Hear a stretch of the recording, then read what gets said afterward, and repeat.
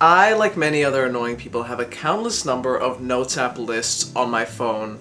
I have video ideas, story ideas, comic ideas, shopping lists, that counts, and then the most relevant to my channel, recipe ideas. This is where I throw different ideas of flavor combinations and food pairings that I want to try out in the future. But like many of these other lists, you know, it's kind of just a pump and dump. I go in, I leave my idea, and then I leave satisfied thinking, wow, I'm so smart for having thought of that, and then I go ages without thinking about it. But I decided that now is my time to revisit these ideas. If I thought they were good enough to write down, then they must be good enough to actually create. Out of my list, one of them stuck out to me because it has not just lived in my notes apps, it's lived in my brain for months. I think I wrote this idea down a year or 2 years ago, and I'm still thinking about it. When I brought this up, some people said, oh no, that's too overwhelming. Oh no, the flavors would clash. But I still think they would work, and how would we know if we never try? So today I'm gonna try and make this cake from my dreams, and that is a red wine and chocolate tart.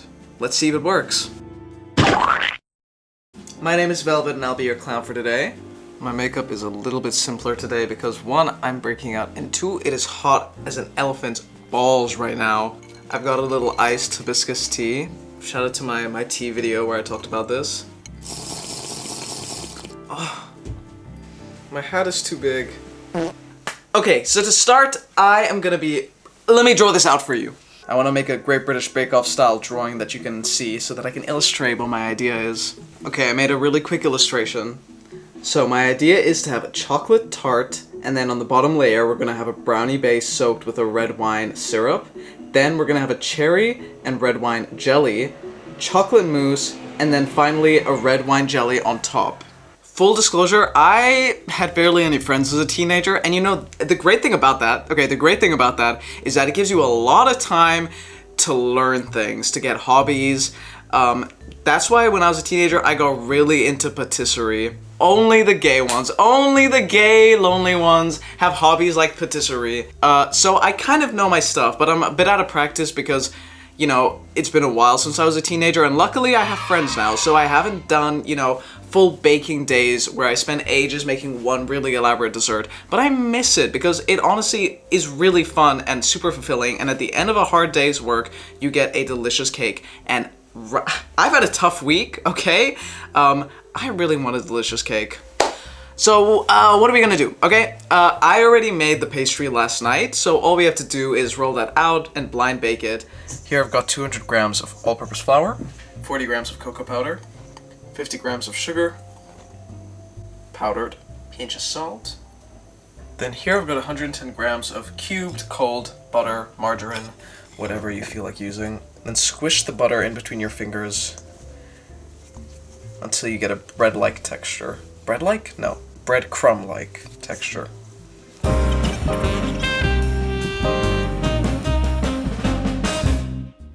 If you get nervous touching soft things like women and flour, maybe don't do this by hand because warm hands and cold butter don't mix. You want to make sure that the butter stays as cold and solid as possible. Having cold butter chunks inside of the dough is what makes pastry flaky. Now we have achieved breadcrumbs or like a sand-like texture with a couple of bigger butter chunks in there. That's fine. With a teaspoon of vanilla, whisk that up. Then add this into your mix and combine until you reach a dough. As you can see, with just that little bit of moisture, it comes together fairly quickly. Once it just starts to form a ball, stop.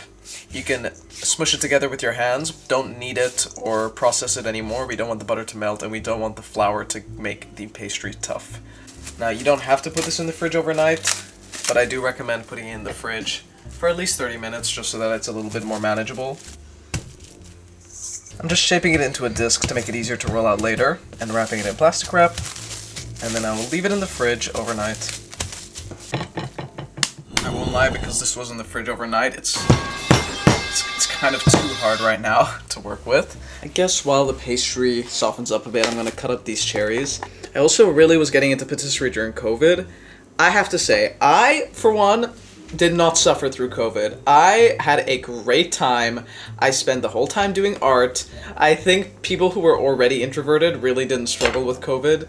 So as you can tell, the vibe of this video is going to be a little bit more different. I When I first started this channel, I didn't really know what I wanted to go for, if I wanted to make more yappy, entertainment style videos or more instructional recipe style videos, and I've done a little bit of both now to see what works, see what people like. And you know what, I just hope that people like me, because I don't want to be making high production videos all the time. I do just enjoy being on camera and talking. I talk to myself a lot, so why not do it on camera? All this to say, I hope that people stay around and enjoy a more chill, yappy video like this. I'm sorry, my hat came off. Sorry. I'm gonna get back into character, I swear. I'm gonna put my uniform back on, sir. And what they don't tell you is that everything is held together by cat ears. When I first made this hat, I went to Boyfriend and showed him, and I was like, do you think Chappell Roan would wear this? And he said, no. And I got sad. It's all because he was seeing the back of it, which, to be fair, don't look at the back of it. Why are you looking at the back of it? That's so rude. It's pretty rough in the back, so that's why he said that. My hat's on now. Is everyone happy? Nah, delete that death threat from the comment section. Delete it. Come on. Alright, I've got a nice small bowl full of cherries. I think I'm gonna stop here because it's gonna be only one thin layer, and I do want to save some fresh cherries to put on top and to snack on. It's not cherry season yet. And again, I hate living in Western Europe! Oh, the produce is so bad here. Alright, we can roll this out now.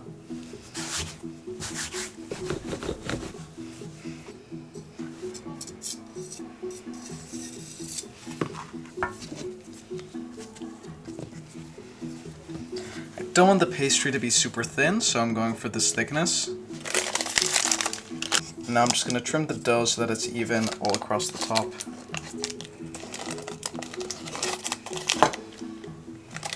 Hey, that wasn't too bad, I think.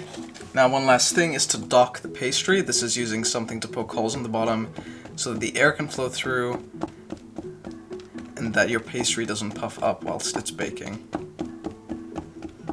I'm gonna put this in the fridge because I've been handling it a lot and I want the pastry to be as cold as possible when it goes in the fridge so that it stays crisp, and then we'll bake it. I just filmed a whole section and for some reason it filmed in 0.4 speed and with the mic off. I never made that a setting. Why would that be there? So the other reason why I wanted to do red wine this week is because I had a party a couple weeks ago and people just left 2 full bottles of wine untouched. So we combined them together and now we have this bottle of wine. It says Pinot Noir, it's not. It's something completely different. But it tastes like wine, it smells like wine, and it looks like wine, so we're gonna treat it as that.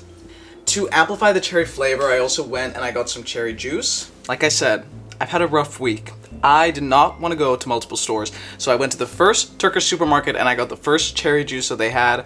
It is like 80% apple juice. Do you see that color? Do you see that? No. No. This is why we can't have nice things nowadays. This is why we can't have pure cherry juice, okay? Because of woke. I'm sorry, I'm gonna stop with the woke memes. I love woke. I love woke. Big fan of woke. I knew them when they were a baby. I was there at the baptism. Anyways, let's make this jam. Alright, so in this pot I'm heating up, I'm gonna add my cherries and some sugar and create a syrup. Alright, the juices are out. You can tell that they're getting a bit syrupy. But I'm gonna keep it going. I want the cherries to break down a bit more. Okay, great. They're so syrupy and dark. I'm gonna go in with my wine now. I'm just eyeballing it. I do still want it to be the dominant flavor. I'm basically just adding the cherry juice for sweetness. Now, since this is gonna be a jam, I'm just gonna add a butt ton more sugar so that I can thicken up. I'm gonna turn the heat down as well and just let that go until it thickens up. Okay, the dough is chilled for enough time, because I said so. And to blind bake, you can either use dry beans, rice, baking beans if you're bougie like that. I'm gonna use some rice for today. And blind baking, just make sure that the pastry keeps its shape while it's baking so that it doesn't puff up or melt. So, I'm gonna put this in the oven. I just put this in the oven at 150 degrees Celsius. It's gonna be in there for 15 minutes. Then I'm gonna take it out, put in the brownie layer, and bake it some more. I'm very brave, or perhaps stupid, to try and make a red wine and dark chocolate tart while wearing this white shirt. But nothing happened so far. I say as I put my sleeve into the spoon that I left on the table. It's fine. It's like really small. It doesn't even matter. Now we need to make the mousse in the middle, and this is great because I'm gonna get to try a recipe that I've wanted to make for a long time, which is the vegan tofu chocolate mousse recipe. Here we've got 600 grams of tofu. Into it, I'm gonna add 255 grams of melted dark chocolate. Then we're gonna do a splash of vanilla extract, a pinch of salt, your preferred sweetener, preferred amounts. I'm just using a small amount of powdered sugar because the jam is gonna be quite sweet. And then 2 tablespoons of cocoa powder. Now let's go to the back and blend this up.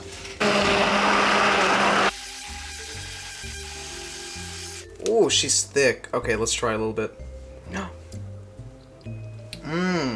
Yeah, you do taste the tofu a little bit. It's mostly just chocolate though. Oof. Okay, ignore the mess. But this looks so good. Look how thick that is. Do you see that? Alright, we're gonna put this to the side and use it later. The crust just came out of the oven, but like I said, I'm still not done with her. So over here I've got the brownie batter that I made earlier, and that's gonna go on a thin layer right on the bottom. Alright, that's spread out, and now this just needs another 10 to 15 minutes in the oven for the brownie to cook and for the pastry to finish cooking. So I kept dropping these breadcrumbs that I had a crazy busy week, and it wasn't just a week, it was actually what I called the hell period, where I just took on so much. I started an intense language course that took up 2 evenings out of my week, 3.5-hour classes after I had already worked an 8-hour shift. Is that the mouse? Guys, go watch my first video about the mice. Mice have never left. We still have mice in our house, and I hallucinate them. Or they probably are real. One of them crawled up and nibbled on my foot the other day. Ew. It wasn't nice. I also started learning how to drive. Gay people, you can do it, okay? I'm gonna go pick up my learner's permit this week. Funny thing about those driving lessons, on my first lesson, I was not worried, I had no expectations, I was feeling a little confident. I honestly go into everything expecting that I'm gonna be the best at it. Problematic thinking pattern, I know. And it was going quite okay, you know? We left the parking lot after 20 minutes and we just started doing circles in this neighborhood. After we did the same circle like 10 times, my instructor said, okay, maybe let's go somewhere else, this is getting boring.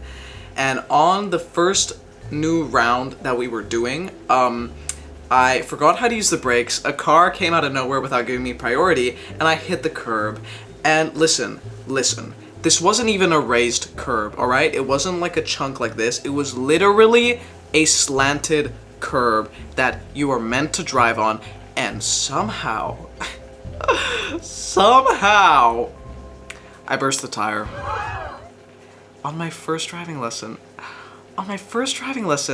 I got a flat tire. Embarrassing! I just kind of stood there not knowing what to do. The instructor didn't know what to do. He was as confused as I was.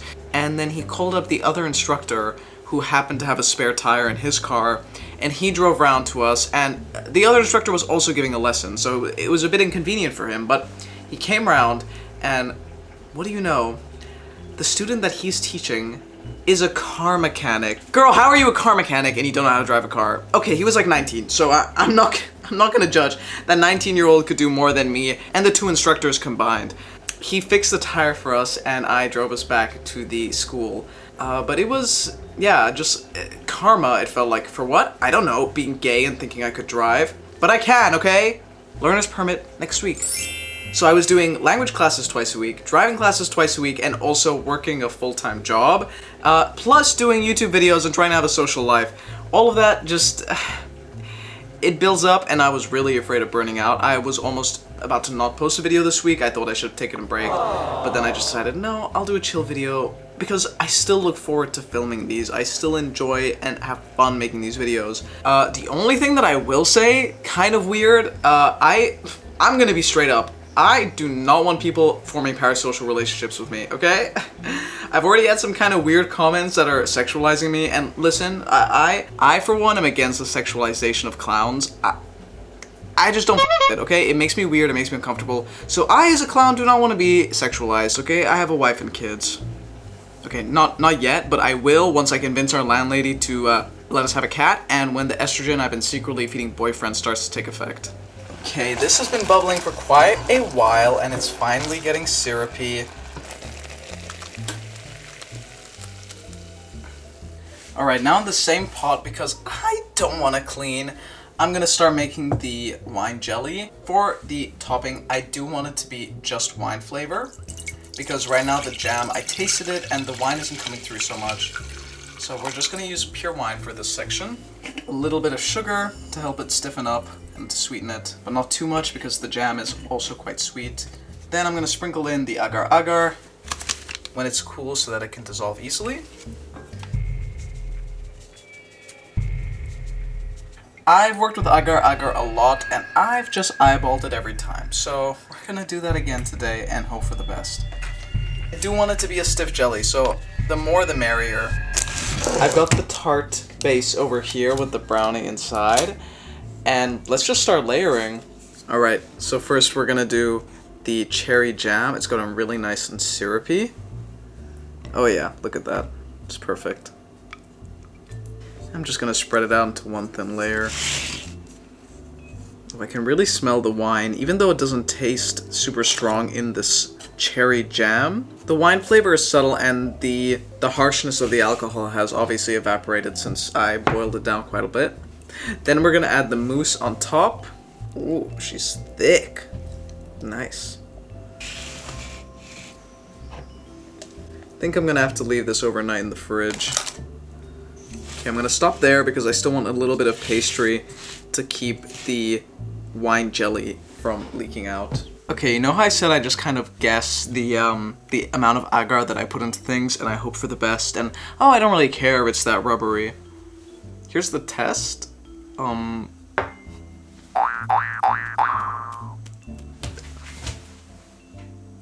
I think this is the chemical precursor to breast implants. It is so rubbery and tough. I waited too long and now we have placenta. Can you see that? Oh my god, I need the better lighting. The placenta. Okay, I need to pour this in before it gets even more like a big blood clot. Alright, here's the tart. I'm just gonna pour it on top. It's not that warm. I hope it doesn't melt the chocolate. No, that's fine. That's perfect. Ooh. Oh, that looks amazing. That looks awesome. And it's gonna go in the fridge and it's gonna sit for a while. Do you mind? Alright, I didn't want to wait overnight. I want to try this cake. There she is. The top layer is rubber. It's really rubbery. Guys, I know what I'm doing. I know what I'm doing, but I also don't care enough to be patient and think things through. But I always function like this. This isn't a tutorial. This is me having fun. And I'm gonna try the cake of my dreams. Oh, ooh. Okay, I'm gonna put this on a plate. Also, yes, I changed out of my outfit. I didn't want to stay in it anymore. Oh my god, this is beautiful. Can we get a look? Can we just appreciate this?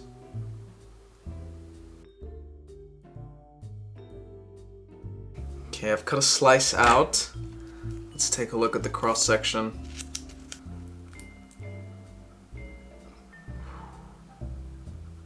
Okay, let's take a bite. See if my flavor combination actually works. Cheers. The wine flavor isn't as strong as I wanted it. The cherry filling is great. The mousse is also delicious, and the brownie, amazing combination. Again, like, if the jelly was not as rubbery, perfect cake. But I'm a bit sad that I don't taste the wine. There's just like a hint of alcoholiness in the jam, but not the bitter tannininess of red wine that I wanted. Still a very tasty dessert. And I do feel fulfilled that I finally tried it. The jelly on itself definitely does taste like wine. It gets lost and overshadowed by the chocolate very easily. I think if I were to make this again, I would make it way more simple. I would just do a classic chocolate tart, even with like a vanilla crust, and then make a really, really thick red wine syrup and use that to sweeten the chocolate mousse. Alright, well that'll be enough from me for today. I hope you enjoyed a little bit more of a chill video. I needed it. I just needed to calm down and make a delicious dessert for myself. If you're new to my channel and you like this video, give it a like, subscribe, come back next time. I upload new videos every Friday. What recipe ideas do you have locked up in your notes app? Because I have way more, so if you want to see some more of those, I will gladly make a series. Until next time, keep having ideas, keep making delicious things, take it easy on yourself and don't burn out. And one last thing. Bye! Wake me up inside. Call my name and save me from the high. Bid my blood to run before I come undone. Save me from the nothing I become.